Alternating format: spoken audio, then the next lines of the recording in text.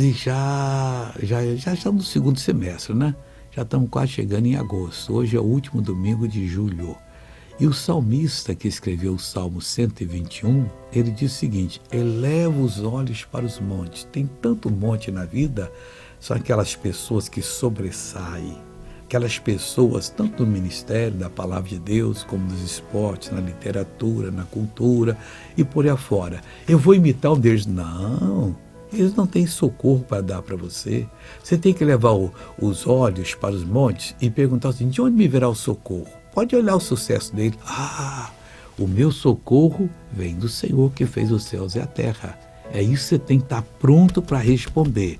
Agora pode olhar, pode observar e até dizer: nós tivemos um jogador muito bom, tivemos isso aqui bom, graças a Deus, né? Agora buscar socorro é só do Senhor, porque só Ele tem o socorro para a sua vida e vai lhe dar esse socorro. Veja esse testemunho. Tem 2 meses que eu tô com a muleta porque eu tô com um desvio na coluna. E agora? Traz no joelho. Agora tô em pé, tô... Tá podendo andar? Diz que o desvio já... Já fez. Como é que você andava com ela? Mostra pra mim. Assim? Vai agora em nome de Jesus. Ele é demais, Ele é demais, cura o enfermo e expulsa. Agora vamos orar?